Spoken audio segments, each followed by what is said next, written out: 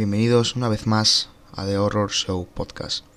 Hoy, como cada martes, volvemos con un vídeo de recomendación en el cual posiblemente os hable de la saga, o al menos de la primera película de mi saga favorita del cine de terror, como es Hellraiser. Además de eso, tenemos otra recomendación bastante buena, como es el libro El Pasillo de la Muerte o La Milla Verde, el cual es de Stephen King. Obviamente no voy a cambiaros mucho el tema. Y el videojuego Forbidden Siren de PlayStation 2, el cual es otro pequeño videojuego de culto, el cual pasó bastante desapercibido a pesar de la calidad que atesora. Con todo esto, como siempre, finalizaré el vídeo con una experiencia paranormal, la cual, como siempre digo, es verídica y completamente cierta. Sin ir más lejos, sin pararme mucho más, os digo que cojáis una buena manta o una buena almohada con la que taparos los ojos, ya que a partir de aquí todo lo que veáis o escuchéis es bajo vuestra propia responsabilidad. Sin más dilación, comienza el capítulo 3 de esta segunda temporada de The Horror Show Podcast. Él destrozará tu alma. La película de la que hablamos hoy es Hellraiser, una película de terror británica estrenada en 1987, escrita y dirigida por el maestro del horror Clive Barker y basada en su propia novela titulada The Hellbound Hearth.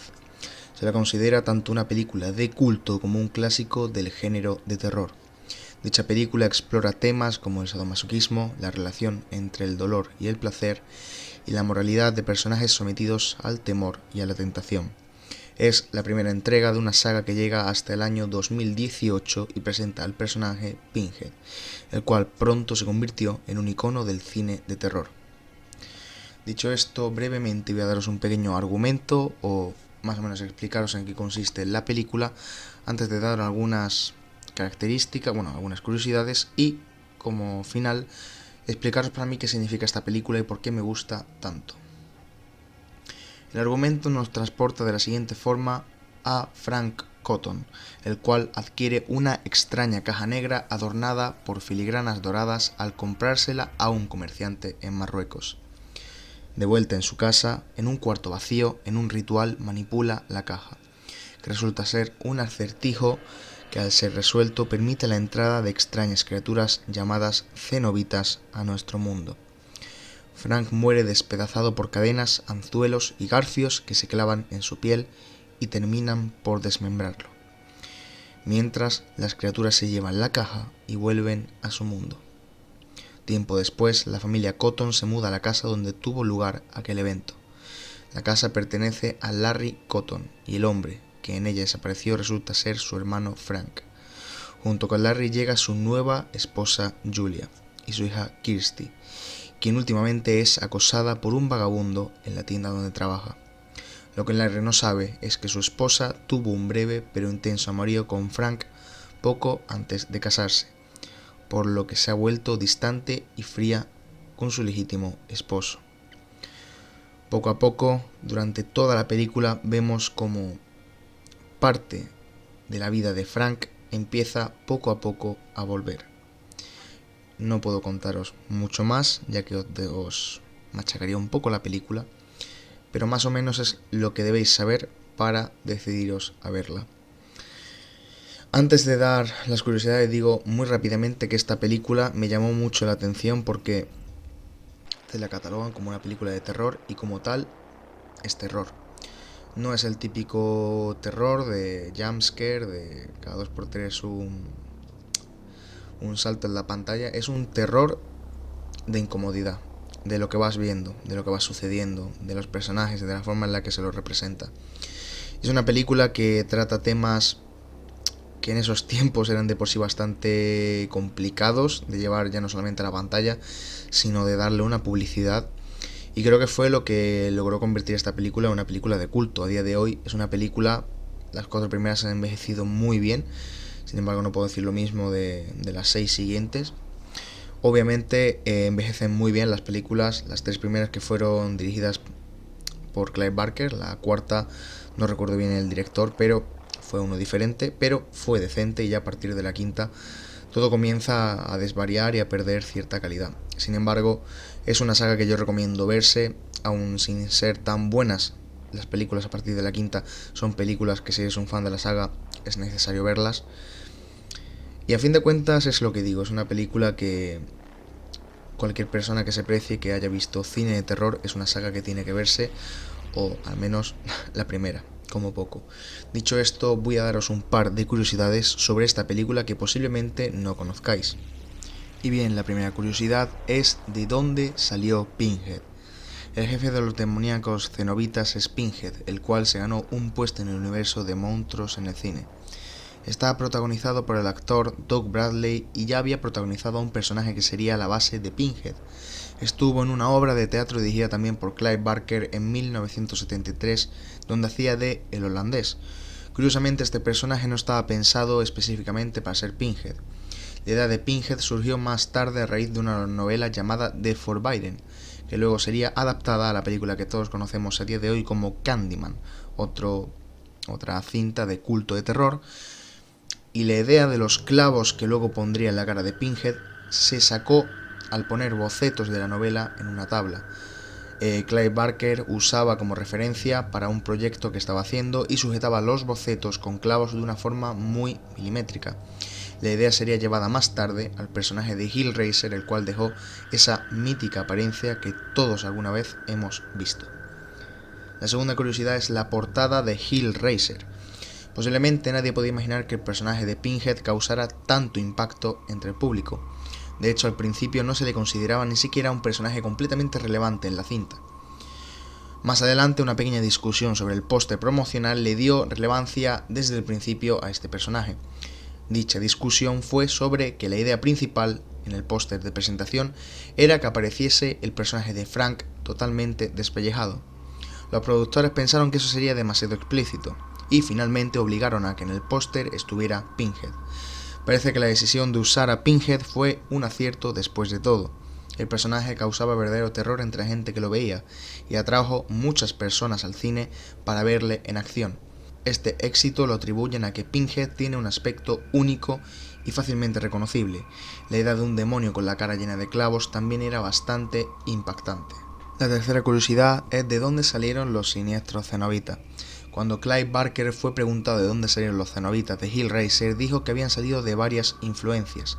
Se basó en el estilo musical punk y en varios santos del catolicismo para crear estos demonios sacados de la dimensión infernal. Para conseguir el aspecto que iban a tener, buscó en algunos de los locales de sadomasoquismo más famosos del momento. Le encargó el trabajo a la diseñadora Jane Wilgoose, la cual visitó clubs en Nueva York y algunas ciudades europeas. Y la última curiosidad es de dónde salió la caja de Hellraiser. Antes que nada aclarar que esto es la caja de Le Marchand. Más adelante, en gran parte de la saga, se nos explica, si mal no recuerdo, en la tercera o en la cuarta película, se nos explica de dónde viene la caja, ya que en el principio solamente se nos comenta que es como el puzzle o la apertura, o lo que tienes que resolver para la apertura del mundo infernal y de la contraparte de los cenobitas. Como bien decimos, otro protagonista de la cinta Hellraiser es la caja de Le Marchand, la cual actúa como un rompecabezas. Lo típico para llamar a los demonios o abrir portales al infierno era con dibujos de pentagramas en el suelo o círculos mágicos. Barker, sin embargo, quería salir de todas esas formas de conjuro tan vistas. Basó la diabólica caja en algo que tenía su abuelo cuando era joven. Y dicho esto, aquí acaban gran parte de las curiosidades de esta película. Son las más interesantes que he visto, otras son algo más normales. Pero sinceramente pienso que es una película que tiene mucho mensaje, tiene muchísimo mensaje. Es una película, como ya he dicho, que toca temas que en esos tiempos era muy complicado meter al cine. Juega con el sadomasoquismo, juega con el pequeño límite entre el placer y el dolor, esa delgada línea que todos sabemos que siempre hay, que cuanto antes mires ya lo has pasado. Y es una película que a fin de cuentas es una buena historia. La primera película es muy buena, la premisa que tiene, la iluminación, la música, la actuación. Es una película muy buena. Ya lo he dicho, las 4 primeras son brutales, son peliculones, son películas que eso sí tienes que ver porque se pasa en nada. Sin embargo, a partir de la quinta todo empezó a perder bastante fuelle y a día de hoy están incluso pensando en hacer un remake, que yo sinceramente espero que no lo hagan tan mal como pasó en su momento con películas como...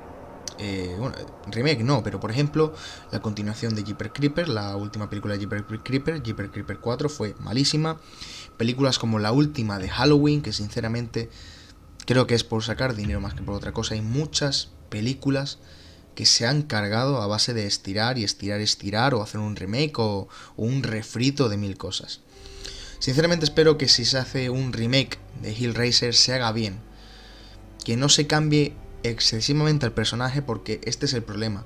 Pasó igual con con el reboot de Pesadilla en Elm Street.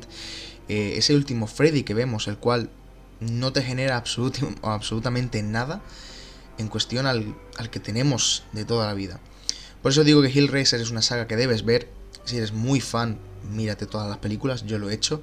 Pero si no eres tan fan, solamente te recomiendo, por curiosidad, si quieres verlas, que te veas de la 1 a la 4.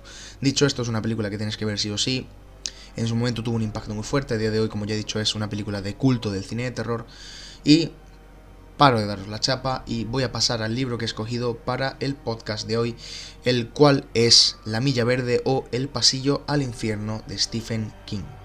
Bien, dicho libro salió en el año 1996, una novela de ficción, suspense, terror, y sinceramente solamente puedo deciros, incluso antes de comenzar a hablar de ella, que por favor os leáis este libro. Que os leáis este libro y si tenéis tiempo, mirad la película.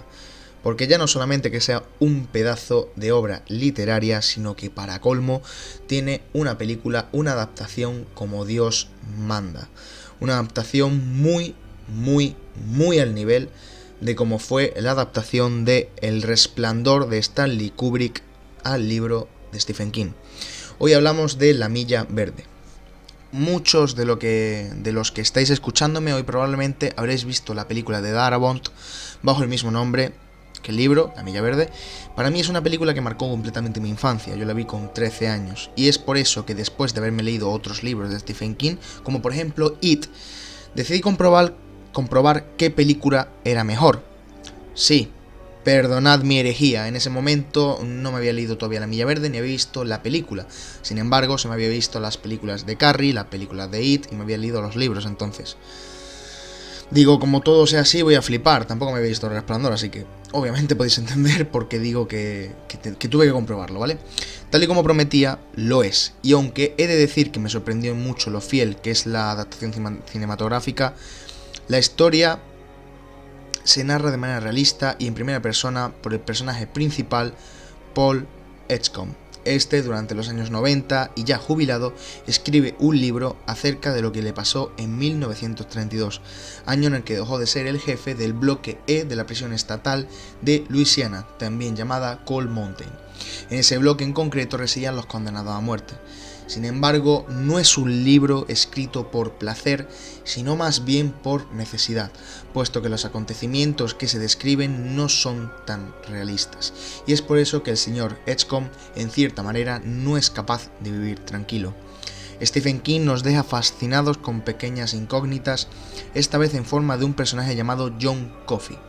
De primeras es descrito como alguien sacado de otro mundo, pero uno nunca se imaginaría hasta qué punto está cerca de lo inexplicable. Ha sido condenado a muerte por el secuestro, violación y asesinato de 2 niñas gemelas, y se distancia mucho de cualquier otro recluso, algo que el lector irá poco a poco comprobando. Por todo ello, la historia no deja de tener muchos tintes fantasiosos y alucinantes, producidos por lo desconocido como en la mayoría de las historias de Stephen King. De todas maneras, aun siendo una obra que pretende narrar los hechos fantásticos, estoy seguro de que el autor quiere reflexionar sobre la pena de muerte y sobre su verdadera utilidad a la hora de acabar con el mal en los humanos, o más bien con los humanos malos. Por ello, nos presentará prisioneros como Edward Delacroix o Will Bill Wharton, con personalidades muy distintas, y que hacen que el lector se emocione con ellos para bien o para mal. Y lo mismo hace con funcionarios de prisión y cuidadores de residencia. Todos los que hayamos visto la película o leído el libro recordaremos a Percy Wedmore ser freído por Old Sparky, la silla eléctrica de la penitenciaría, por su crueldad e indecencia moral. Por eso el libro no deja de ser, además de una novela, una crítica hacia la pena de muerte. He leído El Pasillo de la Muerte directamente, por lo que recomiendo, por favor, que siempre que sea posible, lo leáis. Es un libro, sinceramente, que merece la pena de todas las formas posibles, ya que ya no solamente que sea una crítica hacia la pena de muerte, lo cual en Estados Unidos siempre ha sido un tema candente de actualidad, sino que narra cosas que sinceramente, como bien he dicho antes, Stephen King logra con cosas que tú desconoces hacerte sentir vivo. Stephen King tiene esa suerte, te crea una incógnita y 5 páginas más adelante te das cuenta de que no es una incógnita, que ahí te está diciendo lo que hay. Es un libro muy bueno, es un libro en el que se nos da a ver. También ya no solamente tiene esa parte de crítica hacia la pena de muerte, sino también tiene bastante crítica racial hacia lo que era la violencia hacia los presos y reclusos de piel de color, de piel negra, en esos años en Estados Unidos. En el que incluso por mirar mal a un blanco, perfectamente podían estar en la silla eléctrica al mes. Entonces Stephen King con esto ya no solamente crea una crítica social, como también en su momento llegó a hacer con el libro de Carrie, sino que para colmo genera una historia muy buena, una historia que te atrapa, que te engancha. Es un libro, creo que llega a las 400 hojas o incluso un poco más, y es un libro tremendo, un libro que yo sinceramente me lo he llegado a leer en 3 días. En 3 días, es un libro que te engancha y que no puedes dejar de leer. Los personajes, la gran mayoría, son muy interesantes, el desarrollo que tiene de cada personaje es muy bueno, y poco a poco en John Coffey vamos viendo, como ya he dicho antes, de que lo fantasioso se queda corto a la hora de mencionar todo lo que él ha vivido. Dicho esto, si os gusta lo que es una novela de Stephen King ambientada en algo de un terror algo más fantasioso, yo os la recomiendo. Sin embargo, no esperéis, como en libros como Carrie o como Stephen King o Cabal, no esperéis ese tipo de libros como de incomodidad, no. Este libro genera incomodidad en un par de partes muy justas, y es por lo que toca como la pena de muerte y cómo te describe la muerte de alguien en una silla eléctrica. Pero después es un libro que no tiene tantos momentos incómodos como sería Carrie, It, Cabal o otros libros de Stephen King. Entonces, yo lo recomiendo de sobra. Es un libro que tienes que leer, que tienes que leer en físico. Es un libro tremendo. Sinceramente fue el 4º o el 5º libro que me pude leer de Stephen King, y sinceramente me habría gustado leerlo antes. Es un libro que me abrió un poco más los ojos en que todo lo que hacía aquí no era únicamente terror, sino que también hacía este tipo de novelas de suspense, como de un thriller, y lo hace muy bien también. Entonces, por favor, leeros el libro. Hacedme caso. Es un libro tremendo, merece completamente la pena. Yo me lo leí en 3 días y me enganché una barbaridad. Yo sé que hay gente que se lo puede leer en un día. Así que por favor, leeros el libro, dejadme en la caja de comentarios lo que os ha parecido. Miraos la película también, porque es tremenda, es de las mejores adaptaciones a un libro de Stephen King junto con El Resplandor. Y dicho esto, voy a pasar al videojuego que he escogido para el día de hoy, que es Forbidden Siren. Dicho videojuego, conocido como Forbidden Siren, es un videojuego de survival horror desarrollado por Sony Computer Entertainment para PlayStation 2 durante el año 2003. El juego detalla la historia de varios personajes atrapados en una vieja villa japonesa durante el transcurso de 3 días. Forbidden Siren transcurre en una remota villa rural de una montaña de Japón llamada Hanuda, la cual está caracterizada por ser muy tradicional y particularmente xenofóbica. La historia del juego transcurre en que los habitantes de la villa se sumergen en las enrojecidas aguas que la rodean, abducidos por la sirena, resurgiendo como shibitos, lo cual son muertos vivientes, pero hay un pequeño grupo de 10 supervivientes que no acuden a la llamada, los cuales se verán atrapados en Hanuda durante 3 días con estos seres, los cuales vivirán distintas pesadillas a diferentes horas y lugares. En el punto de la historia se enfoca en los esfuerzos de Isako Yao, líder de una extraña religión local que quiere resucitar o despertar a un ser extraterrestre conocido como Datatsushi a través de una ceremonia ocultista. Los Shibitos entonces comienzan a construir un nido para recibir la forma física de Datatsushi una vez que éste haya sido invocado y de paso eliminando y convirtiendo a cualquier humano que haya quedado en Anuda. Bien, este videojuego sinceramente pasó sin pena ni gloria por gran parte del catálogo de Sony, pero sin embargo no significa que sea un mal juego. Al contrario, posiblemente estamos hablando de uno de los mejores survival horror en cuanto a tema, historia y narrativa que pueda haber en todo Play 2.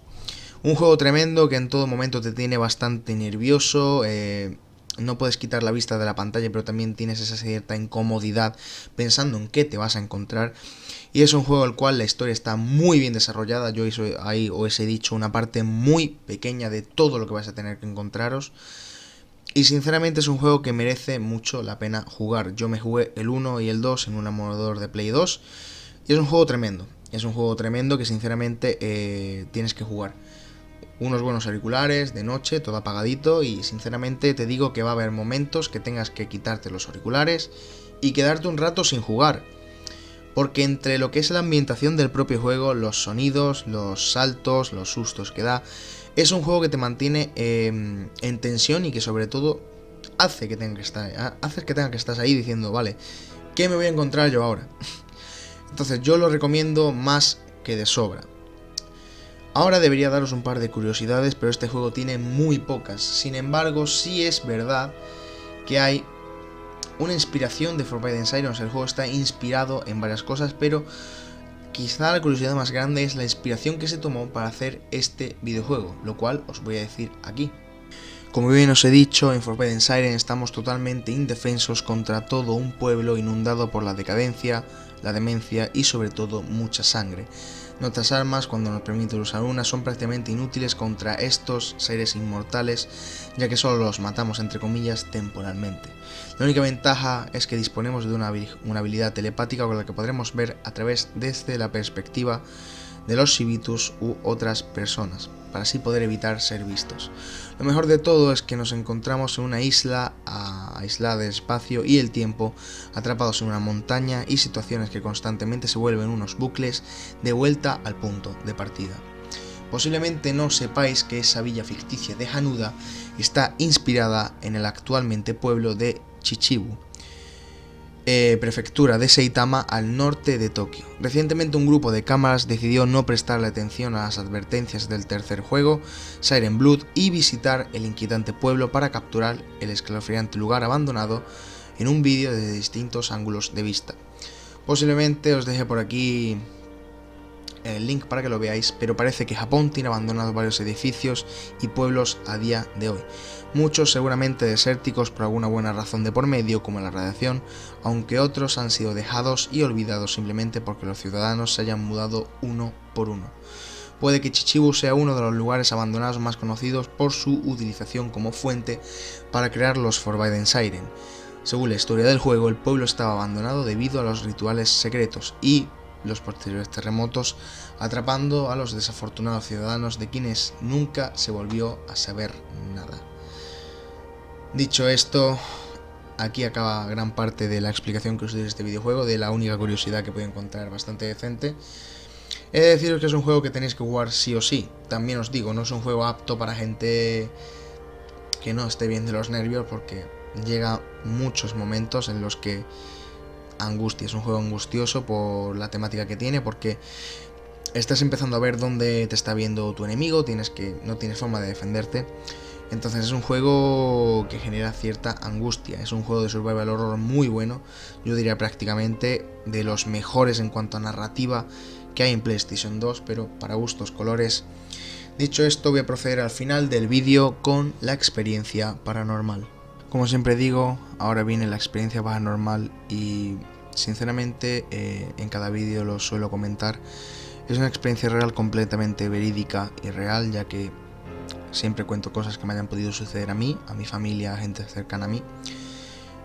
Y sinceramente no tengo por qué mentiros en esto. Sin ir más lejos, voy a comenzar con la historia paranormal, la cual es bastante corta el día de hoy, pero sin embargo creo que os va a dejar ese toque de los vellos de punta como a mí me ha dejado recordarla. Hace no mucho estoy recordando, hablando con mi abuela, a la cual fui a ver hace muy poco. Ella me comentó que yo estaba muy unido a mi abuelo. Sinceramente yo recuerdo estar muy unido a él y recuerdo muchos buenos momentos con él. Sin embargo, mi abuela me dijo que en su momento, cuando yo era algo más pequeño, lo cual mi padre y mi hermano me han podido confirmar, cuando mi abuelo falleció, recuerdo que, según me contaba mi abuela, me despertaba muchas noches diciéndole que había visto a mi abuelo sentado a los pies de mi cama. Sinceramente, mi abuela pensó que eran cosas de críos y no me daba demasiada importancia. Pero mi madre, sinceramente, sí es verdad que pensaba que era verdad, que yo podía verle. Sinceramente tengo vagos recuerdos de esos momentos, pero sí recuerdo las charlas con mi abuela y con mi madre. Sin embargo, hablando con mi abuela, ella me comentó que uno de los días que yo le dije abuela, porque yo recuerdo que me quedaba muchas veces a dormir en su casa por la noche, y recuerdo que un día la llamé corriendo, no asustado, sino con incredulidad para que ella la viera. La mente de un niño pequeño en esa época es: mi abuelo está aquí otra vez, que mi abuela, que está triste por no estar con él, que lo vea. Recuerdo coger, decirle: abuela, ven, está aquí el abuelo. Y mi abuela llegaba y no vio a nadie, obviamente. Me dijo que lo había soñado y yo me volví a dormir. Mi abuela me comentó que esa misma noche, bajando las escaleras para coger un vaso de agua, dice que escuchó la voz de mi abuelo diciéndole: niña, ¿estás ahí abajo buscando agua? Tráeme, por favor. Y mi abuela inconscientemente le respondió: sí, niño, ahora voy. Según me cuenta mi abuela, tuvo un pequeño clic de 5 segundos y se quedó mirando a la escalera. Encendió las luces de toda la casa y rebuscó hasta por el último hueco. No había nadie en mi casa, solamente estábamos mi abuela y yo. Y desde ese día dice que siempre me había creído lo que decía, pero que como no volvió a ver nada, pues lo dejó ahí. Sinceramente lo estoy contando ahora y se me están poniendo los vellos de punta.